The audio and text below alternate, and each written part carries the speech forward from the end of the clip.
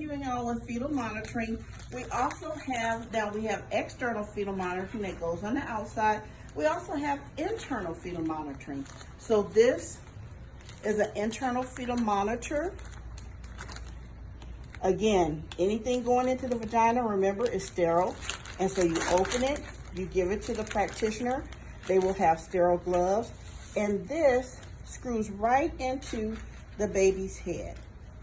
And so if this is our baby's head and we have this monitor and we screw it in, we're going to take it off and you can see that the monitor actually stays on the baby's head. Then we will take this off and it attaches to a fetal monitor part on our external fetal monitor.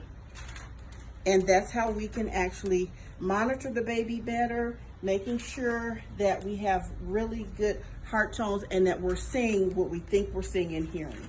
And this is an internal fetal monitor, and you can see that it does disrupt the integrity of the baby's skin.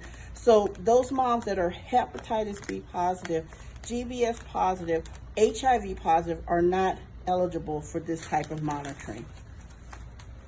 This is what's called an IUPC.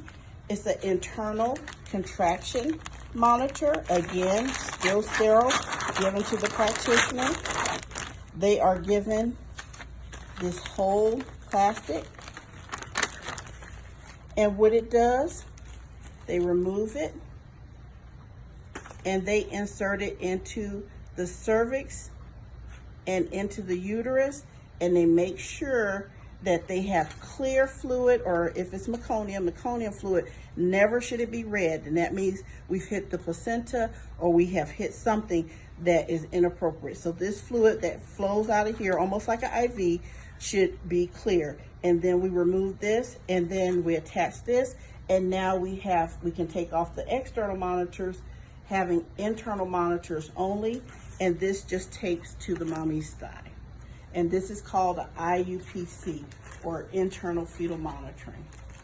This is an IFSE, internal fetal spiral electrode. Before we can do either of those, the mom must be ruptured. And so if she has not ruptured on her own or spontaneously, then we have to rupture mom. Again, still handing this to the practitioner sterilely. And this is what's called an amni hook. They will pull it out, go into the cervix, making sure that the baby's head is engaged into the pelvis before they can rupture. And they just snag, really snag, the bag of water with this little hook, and it ruptures the bag of waters.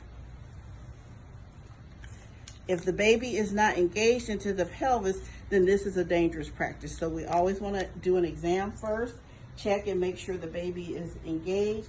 Very difficult to do it until about 3 or 4 centimeters.